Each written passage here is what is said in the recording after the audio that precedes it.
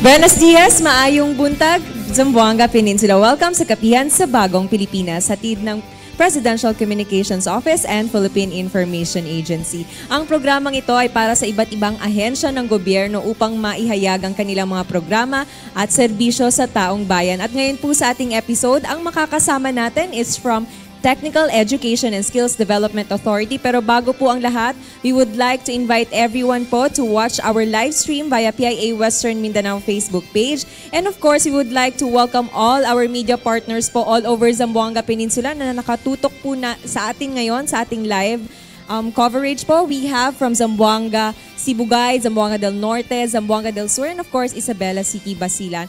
And yung ating pong mga media partners who are here with us today po sa ating venue from Zamboanga City. Kaya po later on, we will entertain po ang inyong mga katanungan. Kaya you may comment po down below sa ating live stream ang inyong mga questions and we will try to answer po kasama po ang ating panauhin ngayong araw. And with that, hindi na po natin patatagalin. We will introduce our resource person, our guest po from TESDA Region 9 or Zamboanga City Province. We have today with us Director Omar Kayam Dalagan, the Provincial Director po of TESDA. Welcome po sa ating program. Buenos dias a todos. Maraming salamat po sa pag-imbita sa amin at pagbigay po ng tsansa upang maipaabot namin ang aming serbisyo sa ating mamamayan dito sa Zamboanga Peninsula. Thank you very much po, Director Omar, for your welcome message. And of course po, later on, mag-entertain tayo ng mga katanungan. Pero bago po ang lahat, kilalanin po muna natin or tignan po natin yung mga napagtagumpayan po ng TESDA in Region 9 via this audiovisual presentation. The bane of the mismatch between jobs and skills among our workforce is being rectified through strengthened government, industry, labor, academic partnerships and the continuous reskilling and upskilling training programs that we have put before our workforce. DVET continues to prove itself to be an empowering educational intervention.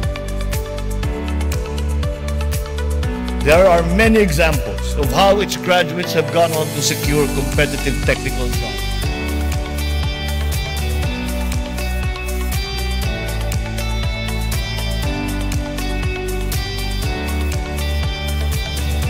Welcome to TESDA Zamboanga Peninsula Region 9, where the promise of a brighter future unfolds against the breathtaking backdrop of the Zamboanga Peninsula. Meet our dedicated leaders, the driving force behind our mission, fueled by TESDA's vision as the leader in the development of the Filipino workforce. My Nine, My Sunshine encapsulates our ethos, a beacon of hope guiding us as we nobly inspire, nurture, and empower individuals through technical vocational education and skills training. It's more than just a slogan. It's a rallying cry for change and progress. With a network of 389 accredited assessment centers, 616 competency assessors, 172 registered training institutions, including 4 provincial training centers: Provincial Training Center Pagadian, Provincial Training Center Sindangan, Provincial Training Center Zamboanga Sibugay, and Provincial Training Center Zamboanga City.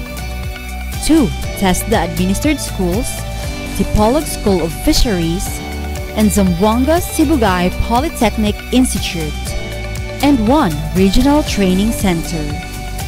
Regional Training Center Zamboanga Peninsula, with 734 registered programs and 1,297 TVET trainers. We are the beating heart of skills mastery and education. Here, innovation meets tradition, and state-of-the-art facilities provide the canvas for hands-on learning experiences that shape the leaders of tomorrow. Collaboration is at the core of our approach. We work hand in hand with partners from across sectors to expand horizons and unlock new avenues for skills training. Together, we create a synergy that transcends boundaries, providing pathways for individuals to realize their full potential and contribute meaningfully to society. In Region 9, TESDA is more than just a government office. It's a catalyst for change. Our achievements echo through the halls of communities, transforming lives and shaping a brighter future for Region 9. From empowering individuals with market-relevant skills to bridging the gap between education and employment, our impact is tangible and far-reaching. In the embrace of TESDA Zamboanga Peninsula, education is not just a means to an end. It's a journey of discovery and empowerment. Here, skills lead to transformation, and every step taken brings us closer to a future brimming with possibilities.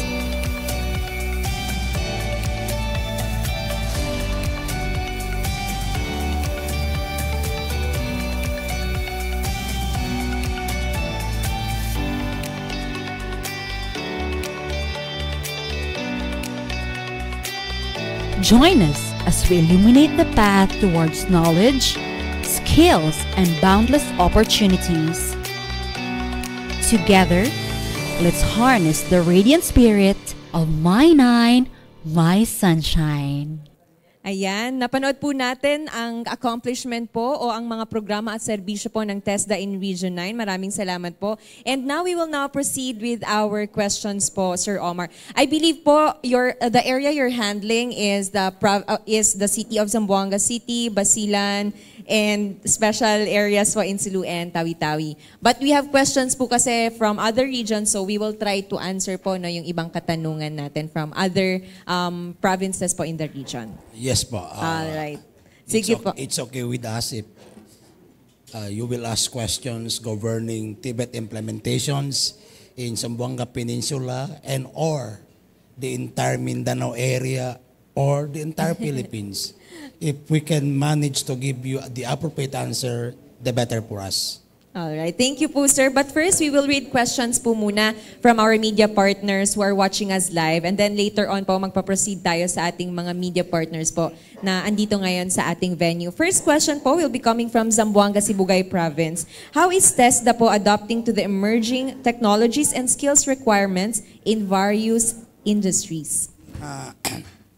One of the 8-point agenda of the new Secretary Jose Francisco Kiko Benitez is that Tibet should be demand-driven, data-supported. That is to say, TESDA shall provide relevant trainings needed by the industry. This is because until now, there still exists gaps in the supply-demand on would-be workers. Sometimes, TESDA and or its partners produce trainees that are not actually in demand. So, to plug that gap, the directive of one of the directives of the new Director General is to offer Tibet that is demanded by the industry.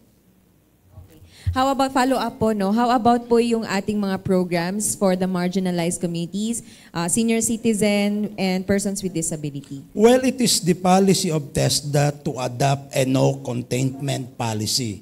Ibig sabihin po, kahit sino, kahit saan, at kahit ano ang status sa buhay, mahirap man o mayaman, kung gusto matuto ng skill, TESDA will provide the opportunity for skills training. So age for us is not an issue.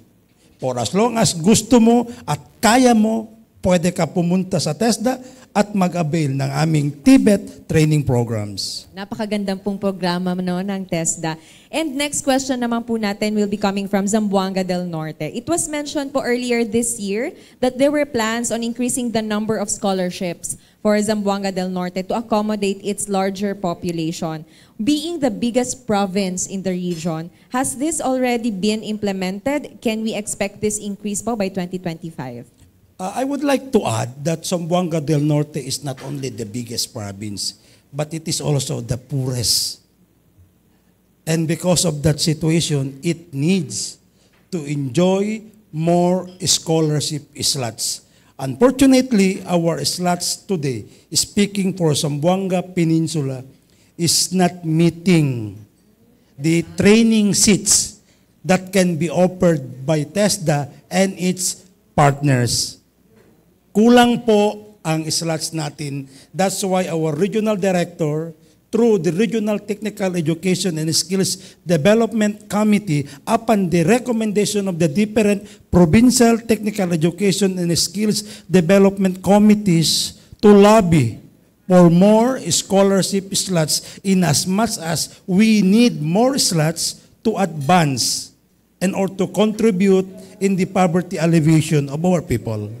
Clarification, sir, all over Zamboanga Peninsula, kulang po talaga yung slots natin, not only in Zamboanga del Norte. Yes, I must say that Zamboanga Peninsula enjoys the least number of scholarship slots among the regions of the Philippines. Tayo po ang may pinakamababang slots. Caraga is much bigger than us in terms of slots allocation.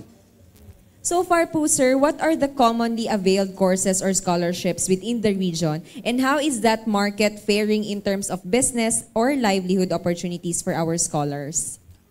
Pwede kong sabihin ang number one demand Tibet trainings po dito sa Zamboanga Peninsula ay tourism related, to include bread and pastry production, front office services, basta yung iba basta related sa hotel and restaurant management, kasama na ang housekeeping, food and beverage services, food processing, and then ang pangalawa po ay sa construction sector, then pangatlo po ay metals and engineering, then nandoon din po ang automotive industry kung saan marami rin po tayong na-train driver. In the case of Zamboanga City, I have to be very specific. Ang pinaka-in-demand na unfortunately kulang ang slots natin ay emergency medical services. Kasi karamihan po ng kumukuha ng emergency medical services ay kumukuha rin ng driving. Pero ang target nilang work ay sa labas, hindi po sa Pilipinas. That's unfortunate, sir. No? Yeah. So far po, yung ating mga graduates po, most of them po ba ay nag-abroad talaga? Or meron po tayong success stories na they worked here? We have no specific data as to how many went abroad. Pero kung mag-i-interview kami, yung magti-training pa lang sila, parang ang gusto nila is to work outside of Zamboanga Peninsula or outside of Mindanao and possibly outside of country. Yun po yung karamihan. Yun po ang trend. Pero pwede rin namin sabihin na mataas po ang aming employment rate. Ang employment rate po ng TESDA ay more than 80%. Mataas po siya. So it just follow na tama rin ang approach natin in the advancement of technical vocational education and trainings. Thank you po. And with that po, the next question naman is from Zamboanga del Sur. What are the employment outcomes po ng TVET graduates in Zamboanga del Sur compared to the national average? Or baka maybe po, pwede rin in Zamboanga Peninsula po as a whole. Sinabi ko na po kanina, pagdating sa employment rate, mataas po ang ating employment rate. But I would just like to make it clear that finding employment for the graduates is not the work of TESDA, legally speaking. Pero kami, ina-align lang po namin or binibigyan namin ng pathways ang ating graduates. Kung sakali graduate na sila, dapat dito ka magtrabaho or ito ang trabaho pwede mong puntahan. Ganun po. Hindi natin sila pinapababayaan. After certification po, ang sunod po sa listahan namin ay employment. At we see to it na monitor namin ang employment or yung school kung saan sila nag-graduate, yun po ang mag-input sa aming management information system kung employed ba ito o wala. At regarding sa success stories, marami na po tayong success stories. In fact, may mga regional at national competitors na po tayo sa maraming awards ng TESDA. Isa na dito yung TESDA Idol, yung Kabalikat Award, and many more. Right. I think nasagot na po ninyo yung mga follow-up questions from Zamboanga del Sur, which is yung addressing po yung employability of TVET. But ano po yung specific TVET programs na mataas po yung success rate for employability? Para sa amin, lahat po ng graduates namin mataas ang employment rate. Kasi year in, year out, yung demand po tumataas. When the demand is increasing, it follows that the acceptance is very high. So, sinabi ko na po kanina, more than 80% po. From 70 to 80 to 85% ang employment rate namin. Yun lang hindi natin ma-monitor agad kasi ang graduate tracer study po namin ay kinakandak 6 months to 1 year after graduation. Hindi po agad-agad. Kasi parang mahirap naman sabihin, after 1 month, may trabaho na. After 1 day, may trabaho na. But TESDA is doing a study na after 6 months to 1 year from completion and or graduation of the trainings, doon sa minomonitor ng TESDA. Alright, thank you po, sir. Next question naman will be coming from Isabela City, Basilan. Given po the geographic diversity and varying accessibility of training programs, does TESDA have any plans to establish a field office in Isabela City? How would this office contribute to improving access to vocational training and resources po for the residents of Isabela, particularly po in those underserved communities? Tama po yung puntos nyo. Kailangan po ba lagyan ng field office ang TESDA? Pwede natin sagutin kailangan, pwede rin hindi.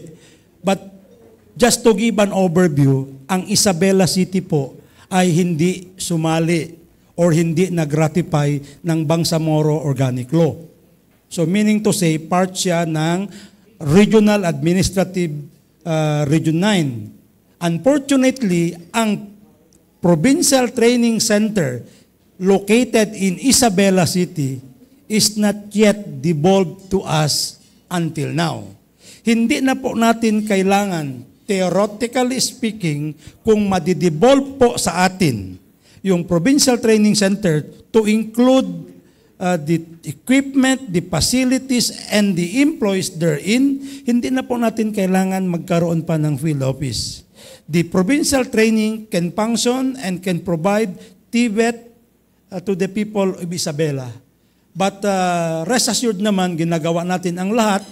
In fact, sinali na po natin sa programming ngayon na hopefully by next year, madidevolve na po ang Provincial Training Center na ngayon ay under sa Bangsamoro Autonomous Region in Muslim Mindanao TES Basilan Provincial Office. Madidevolve na po yun sa atin. At saka, gusto ko rin na-emphasize na sa second reading na po yung ginawa o ipinasa ni Representative Mujib Hataman na kung saan mag-create sila ng Isabela Training and Assessment Center for the people of Isabela and of course to include na Basilan Province. Kasi uulitin ko po, kami po sa TESDA ay walang containment policy. Kahit saan po kayo sa Pilipinas, kung gusto nyo mag-aral sa Zamboanga, kung gusto nyo mag-aral sa Isabela, welcome po kayo. No containment policy. Thank you po again, sir, for clarifying then. Our next question will be coming from Sir Jung Francisco of Mindanao News Information. With the rise of digital technology and automation, how is TESDA updating its programs to prepare po yung ating mga trainees for the future work in technology-driven fields? Tama po kayo. TVET 4.0, Fourth Industrial Revolution, yung tinatawag natin use of IoT, Internet of Things. Ang tanong, are our TVET providers answering the call of the century? Step by step pa po. Medyo huli tayo in the adoption of these new approaches in the delivery of TVET program and services sa ating tao, especially sa ating stakeholders.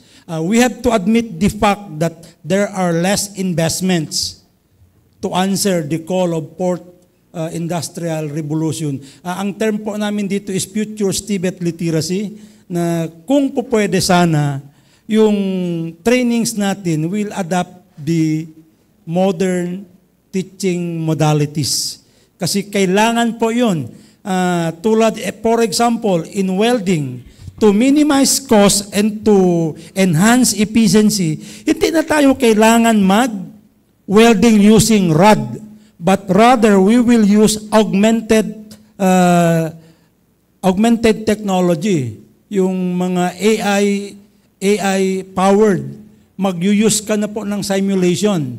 Tapos magkunwari nag-welding ka pero wala pong use of welding machine, wala pong use ng welding rod, pero nag-use ka ng augmented reality, AR. Parang may TV sa harap mo, susuot ka ng helmet, then mag-welding ka na. Yun na po dapat ang gamitin natin. And I am proud to say, dito sa Zamboanga City, meron na po nag-adapt, pero isa pa lang. Yung Zamboanga Peninsula Polytechnic State University, meron na po silang augmented reality welding technology. Ginagamit na po nila yan at we are encouraging na step by step, lahat po ng ating partners na nag-offer ng welding, dapat gumamit na ng augmented reality. Dahil marami pong benefits. Una, hindi na siya costly. Second, hindi ka na concerned na may tamaan or what. Kasi augmented reality na. Doon na lang natin gagamitin yung actual knowledge mo. Pag mga 1 week ka na lang, mag-graduate, mag-actual ka na. Pero yung knowledge mo, yung paghawak mo, yung everything, na practice mo na yan through augmented reality.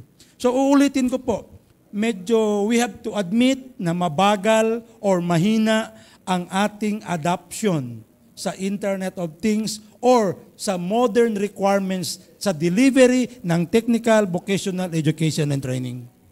Pero we have to also acknowledge, sir, no, na at least dahan-dahan nag-a-adapt Dahan-dahan yung ating... kasi we have to admit naman na yung investment requirements ay malaki. Because kung pwede ka bumili ng welding machine na 6,000 to 7,000, pwede ka na mag-training sa isang tao. When you buy an augmented reality supported welding facilities, hindi na yung bababa ng 500,000 isa. So medyo, but we have to go there. We have to go there. There is no denying. Hindi natin pwede baliwalain at hindi natin pwede i-disregard kasi yun po ang destination natin. We have to use the technology available now. Baka bandang huli tayo ay maiiwanan. Thank you, sir. Sir, follow up po. How about po our programs for overseas Filipino workers who have recently returned po to help them reintegrate into local workforce? Mayroon din kami pong ginagawang OFW desk at may partnership na rin po kami with the Department of Migrant Workers. Of course, under naman kami sa DOLE. DOLE ang mother agency namin. Binibigyan natin pong halaga. We give importance on the welfare of the overseas Filipino workers. It is either going out or going in. May programa po tayo. Kasi hindi lang pwede that we will provide Tibet intervention when they go out, but rather those who are coming back and who wants to stay put here in our country, dapat bigyan yun ng pansin ng TESDA, dapat alagaan yun ng TESDA, dapat bigyan ng opportunity for skills training again para magamit niya to start a new one, to engage in gainful employment or for wage employment na lang kung talagang off na siya in going abroad. Kailangan po natin alagaan ang ating OFWs kasi we cannot deny na malaki ang kanilang contribution sa ating ekonomiya. Thank you very much, sir. And of course, thank you sa ating mga media partners po from other provinces na nanonood po at nag-send in ng kanilang mga questions. Maraming salamat po. We will entertain later kung meron po tayong follow-up. And of course, we would like to acknowledge din yung ating mga Barangay Information Officers Network po na nanonood sa ating live stream. Hello po sa ating lahat. And now, we will proceed with our questions po from our media partners in Zamboanga City na kasama natin ngayon. First, we have a question from Sir Regino de los Santos of RPN. Yes, good morning, sir. Good morning sa ating lahat, sir. during the presentations tayo na kikitig natin, marami na nag-graduate, no? Ng mga skills, ibang-ibang skills meron. Ang katanungan ko lang, so marami bang na-abroad na itong nakagraduate dito ng skills sa Zamboanga City papuntang ibang bansa? Wala po kaming data and we don't do the tracing kung nakalabas ba sila o hindi. Ang tinitrace po namin through our partners is kung na-employed ba sila o wala. Mhm. As to data, ilan ang lumabas, wala po kami. Wala pa. Wala. Pero meron. Nasa DFA yan, nasa DMW.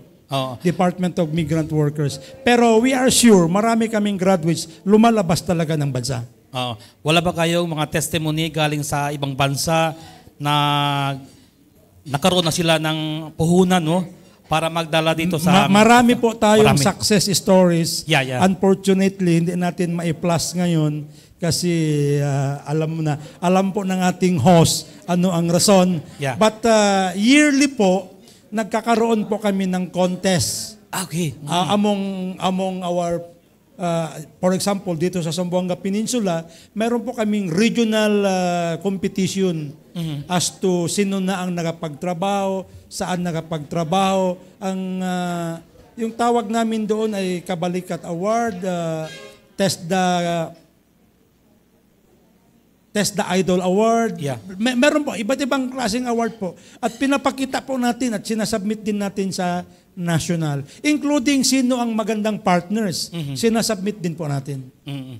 So dito sa Region 9, meron ba mga galing sa TESDA, nakatrabaho sa ibang bansa, nakauwi na, tapos sila nakatayo ng kanilang business dito talaga? Meron bang testimony ganyan? Meron po. Yun na nga, sabi ko kanina, hindi ko lang nadala ang data. Okay. But there are data in the office na pwede natin tingnan kung saan ang unang lumabas, nag-train sa TESDA, then after a year or two, bumalik, nag-start up ng business, hindi na bumalik. Marami po ganun.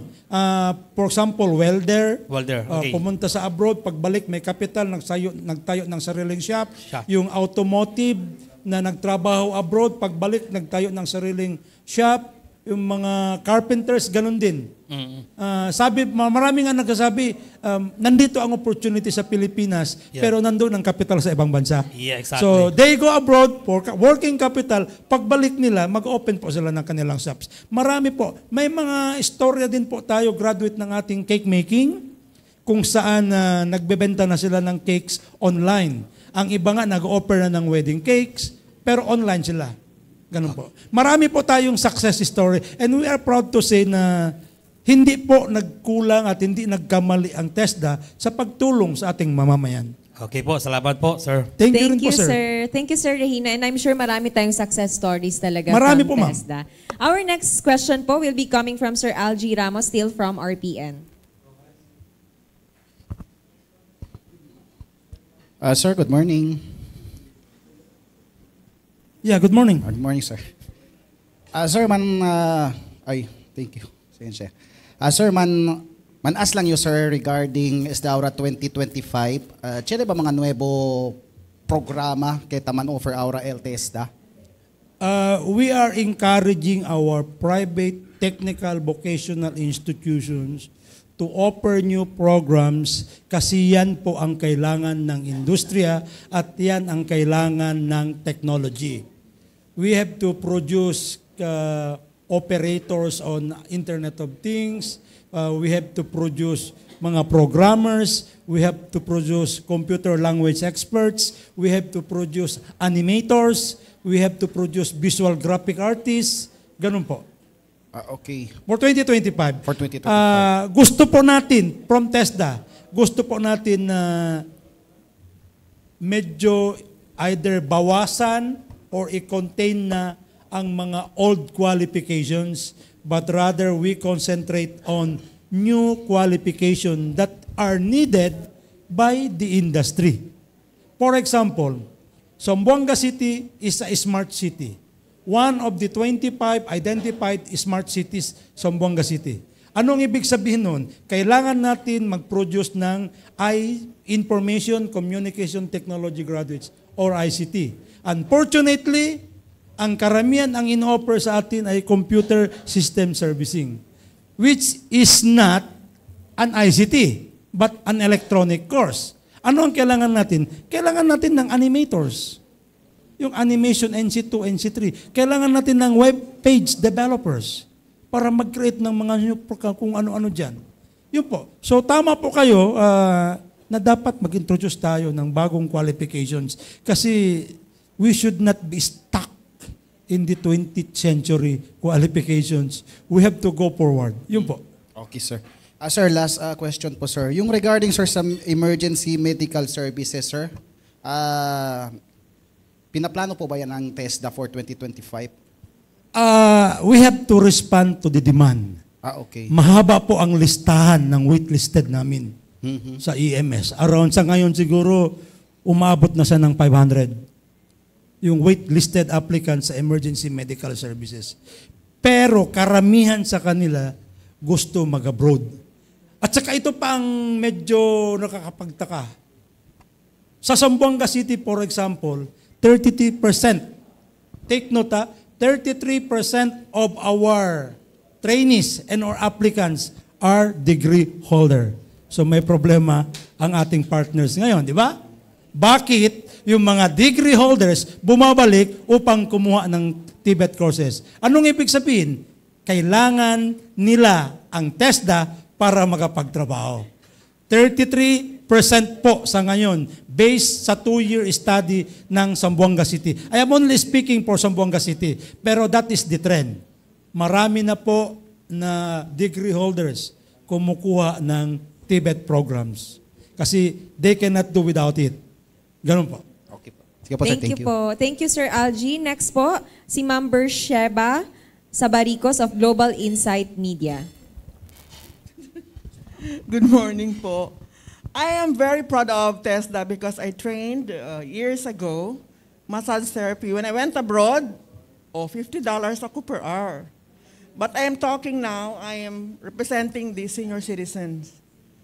How about encouraging TESDA to offer courses for the senior citizens, like the digital marketing, being VA, algorithm engineers? The old people can do that. Like telemedics. Yeah. You earn dollars medical online. transcriptionists. Yeah, I encourage them because me at 72, I still work online because I upskill. Nagbayad ako ng dollars, mahal. Kung TESDA siguro, minimal lang, sir, no, or free? Free ba yun, sir? Ang training po namin lahat free. At may allowance pa. Swerte, ako nagbayad eh. Free po. I paid online. Free. All TVET trainings managed and supervised by TESDA are free and with daily allowances. Ang tawag namin doon, training support fund. So, next year, hopefully, magkaroon We na will tayo. encourage. Anyway, ma'am, magkakandak naman po kami ng TVET forum with our stakeholders kung saan ipaplasta po natin na ito ang dapat kailangan. I already delivered a lecture in one gathering here in Zamboanga at sinabi ko na ito ang kailangan ng industriya, ito ang kailangan ng teknolohiya. The same lecture was also delivered sa gatherings ng higher educational institutions in Zamboanga Peninsula, dito sa Zamboanga City. Kasi yun po talaga ang trend. Tama po kayo.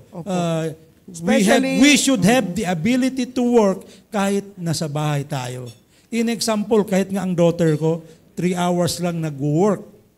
She earns in 9 to dollars. 11 lang every night, 9 to 11. But she is earning so much. Kasi ganun po ang trend ngayon. And we have to afford that opportunity to all, to include senior citizen. Opo. Productive pa naman sila eh. So that their brains will not die. Of course. And at saka lahat naman tayo doon pupunta eh. Oo. We have to prepare ourselves. At least when we die, we are Opo, ma'am. successful in our career. Yeah, opo, ma'am. Tama po kayo, ma'am. We have to afford the opportunity to all to include senior citizen. Yeah, thank you so much. Thank you po, Ma'am Bersheba. And of course, si Ma'am Bersheba is one of our success stories din, sir, no? Like she mentioned na she was one of the trainees then of TESDA or graduates of TESDA. Next question is from Ma'am Letty Melitante of Zamboanga Today. Yes, good morning po, sir. With the high cost of living now in the Philippines, many would seek work abroad. Now, may I ask you, sir, what are the top TESDA courses in demand abroad, and how many of them have successfully worked in abroad? I do not have the exact data of those who are working abroad or who went abroad because that is not within our ambit. Ang may data po dyan ay Department of Migrant Workers at saka Department of Foreign Affairs. Sila po ang may hawak ng datos kung ilan ba ang lumabas at ilan ang nakapagtrabaho doon sa kanilang chosen field. So, I have to be honest with you, I don't have the data. Pero kadalasan po yung mga in-demand ay yung ship caterer, yung welder, yung electrician, yung if we do it by sector, yung construction sector, metal engineering, logistics, hotel and restaurant. Kasi karamihan po ng cruise ship ngayon, ang tao nila Pinoy or Pinay at karamihan po doon or halos lahat doon ay trained by TESDA. Yun po ang mga trend sa ngayon. But to give you specifics, medyo wala po tayo data dyan. Okay, sir. So, who are these enrollee who enrolled with the set courses? Sino-sino po yun sila? Saan sila nanggaling? Karamihan naman po is out of school youth, the unemployed adult, the home-based people, yung kumbaga sa Tagalog, yung mga tambay sa bahay lang, yung mga gustong magtrabaho, yun, the underemployed, na gusto nila tumaas ang kanilang employability. At pwede kong i-add, yung mga degree holders, kumukuha rin ng TVET courses para makapagtrabaho kung hindi dito sa Pilipinas, abroad. Meron po ba tayo, sir, age limit? What? Sinabi na po namin kanina, for as long as gusto mo, pero may entry level lang po sa edad. Dapat 18 years old. Kasi ang pwede lang tanggapin ng DOLE makapagtrabaho ay 18 years old. So we should not be producing someone who cannot work after graduation. So 18 years old until gusto mong mag-training. Wala pong limit na. Pag nag-qualify ka na sa 18 years old, kahit 90 ka pa, kung gusto mo mag-training, go. No problem with that. Okay, does TESDA also have for those PWD? Of course, mayroon pong specific requirement sa amin na dapat pag ito ang target namin, dapat ganito ang number ng person with disability. Specific po kami. Then God din. Pero sa ngayon, balance po tayo. There are times yung kurso natin maraming babae, sa iba naman maraming lalaki. Pero kung summarize mo yun, halos pantay ang numbers. Kadalasan, mas marami ang babaeng nagtitraining sa TESDA. So sir, yun sa PWDs, ano pong particular courses yung kinukuha nila? Anything po. Wala naman pong limitation, ano lang ang pwede nila kunin. Kung gusto nilang computer system, go. Kung gusto nila welding, go. Kung gusto nila bed and breakfast, go. Ang hindi lang pwede, for example, driving. You cannot go for driving kung may kapansanan ka. So depende po sa capacity nila. Yeah. Okay. Ganun po. That's all. Basta no contentment mo sa amin. Basta gusto mo mag-training, kahit 90 years old ka pa, okay lang sa amin. Okay po. Thank you. That's all. Thank you po, Ma'am Letty. Next naman, we have Justin Bulanon of Radio Pilipinas. Morning, sir. Morning po. Sir, meron po bang programa ang TESDA kung saan nakikipag-ugnayan po sila sa academe sa pagpapatayo ng building for training center? Kung saan mula nga po mismo yung pondo, mula mismo sa pondo ng TESDA yung pagpapatayo ng building for the training center? TESDA is has only power to deliver, manage, supervise technical, vocational education and training. Wala po kaming kakayahan or wala kaming capability to partner and or do things to include yung building construction. Wala po. Okay po. Okay, sir. For our Tech Walk grads in Region 9, mayroon po bang target ang TESDA 9 regarding sa issuance ng national certificate? Mandatory po ang issuance ng national certificates sa lahat na nag-training ng TVET courses na kung saan meron available competency assessment tools. Mandatory po. At ang target po natin ay 92% ng lahat ng nag-take ay pumasa. Pero sa ngayon, ang datos natin ay 91.4 pa lang. Hopefully, by end of December, ma-realize natin yung national requirements of 92% certification rate. Follow up lang, sir. Ano-ano po yung mga challenges na kinakaharap po ng TESDA since some or most of the TechVoc grads choose to work abroad at hindi na kumukuha ng NC sa TESDA? Mahirap po mag-abroad kung wala kang NC. Okay. Hindi ka po tatanggapin ngayon eh. At ang pag-validate po ng NCs ay hindi lang through paper kung hindi online na. Kasi meron po tayong management information system kung saan pwede to i-access ng employer either locally or abroad. Makikita po nila kung totoong certified ang isang trabahante nila or hindi. Mandatory po, basta lumabas ka, mandatory. At marami na pong industriya ngayon dito sa Pilipinas, even here in Zamboanga, that require national certificate pag nagtrabaho ka sa kanila. I see. Yun po. Thank you, sir. Thank you, Sir Justin. Next po, we have Ma'am Sara Tulabing of the XAS. PD, good morning po. Good morning, ma'am. Not sure kung natanong na po ito, pero may mga challenges po ba na na-experience ang TESDA sa ating mga beneficiaries or mga attendees? Like, meron po bang mga hindi faithful or hindi tinatapos and then nasasayang lang po? Sa ating diploma program, meron. Kasi hindi pa nga nyo kasi natanong yung diploma program. Kasi karamihan sa atin, when we say TESDA, ang answer nyo is skills training lang. But actually, hindi po ganun. Because tulad ng parati kong sinasabi, TESDA manage and supervise technical vocational education and training. At ang core services niya ay competency assessment and certification and unified TVET program registration accreditation system plus scholarship programs. Ang isa sa mga magandang scholarship programs ini-implement ng TESDA ay diploma program under the Universal Access to Quality Tertiary Education Act, kung saan ang isang bata ay pwede mag-aral ng 3 taon. 3 years. Libre lahat with daily allowance. Pero ito naman po ang may maraming dropouts. Sayang po ang slots. Sa ngayon po, almost 2 batches na kung ito total mo ang dropouts. Kasi nasa 44 na po ang dropouts ng ating UACTEA programs implemented here in Zamboanga City. Ano po yung mga reasons ba't sila nagda-drop out, PD? Marami pong factors. Yung iba, yung environment sa bahay. Kasi may mga kinounsel po kami na may problema sa bahay, nakatira lang sila sa hindi nilang bahay.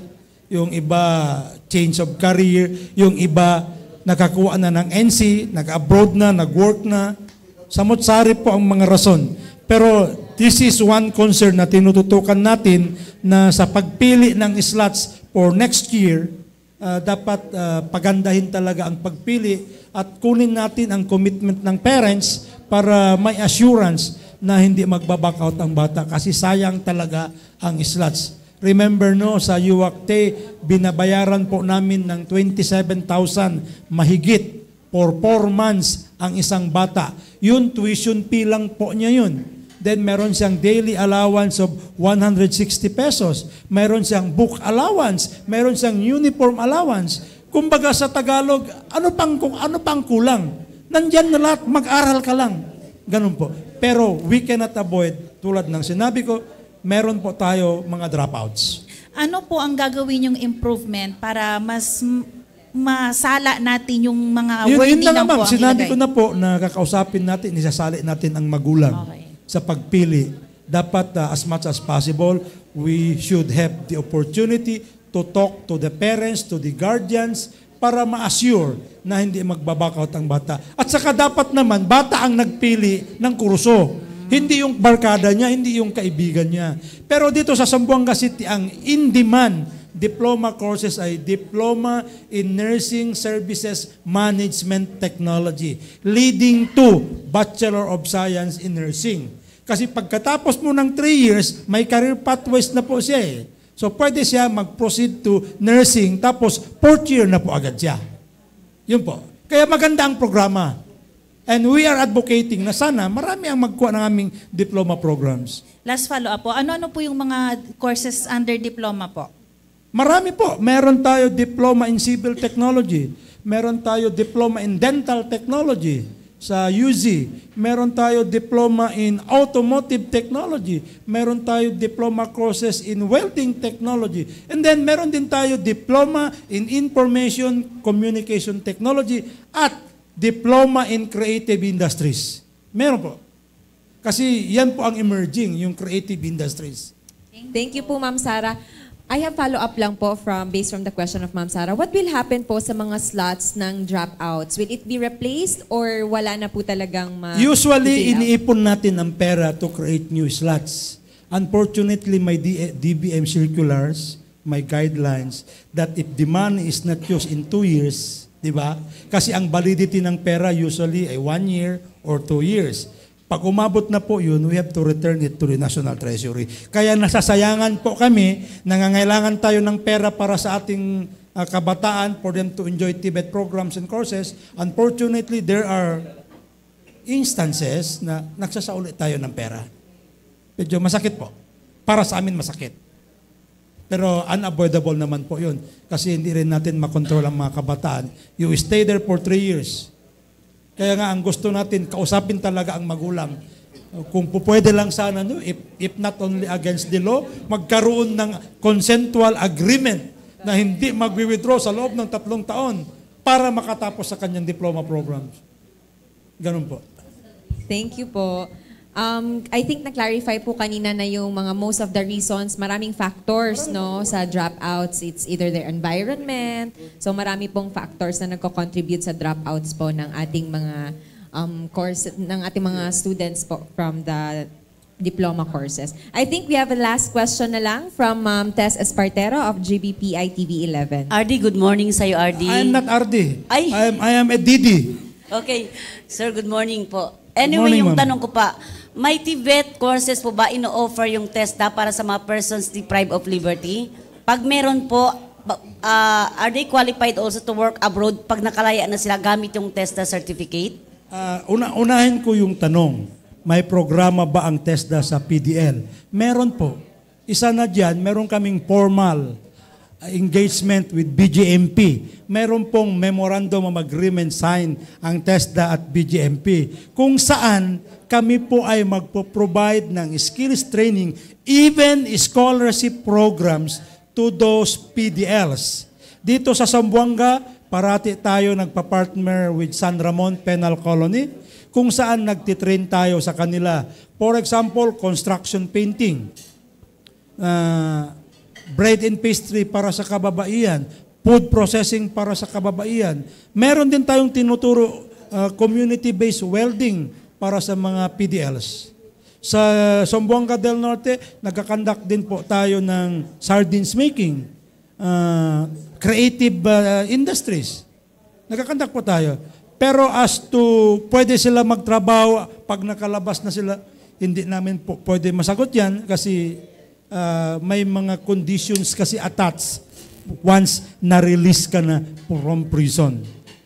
So meron ba tayong mga PDLs, mga record po ninyo, ilang PDLs ang nabigyan po ng training ng TESDA for this year? I cannot give you the exact figures, pero meron kaming data kung ilan na ang na-train. For example, dito sa Zamboanga City, sa Dipolog, sa Pagadian, meron po kaming data na pwede natin kalkalin sa opisina, pero hindi kasi dala namin ngayon. Meron po, for example, sa San Ramon, nakapag-training na po tayo ng construction painting. Nakapag-training na po tayo ng bread and pastry. Nakapag-training na rin po tayo ng welding. Yun lang, may very strict ang conditions if you do trainings sa mga PDLs. Kasi as much as possible, walang kutsilyo, as much as possible, wala ito, wala yun. Ganun po. May mga limitations po. Po, Ardilas na po, you mentioned earlier na minsan nasasayang yung budget ng TESDA kasi hindi nagagamit sa diploma program. So Dahil sa dropouts. hindi po natin ba mai-apply yan para gawing tulong na lang po, additional slot for the PDLs? Iba po ang budget ng diploma. Ang budget ng diploma para sa diploma lang. Kung i-realign natin yun, mag-create tayo ng bagong slots para diploma lang. Okay, klaro. Yun po yung guidelines ng pera ng UACTE.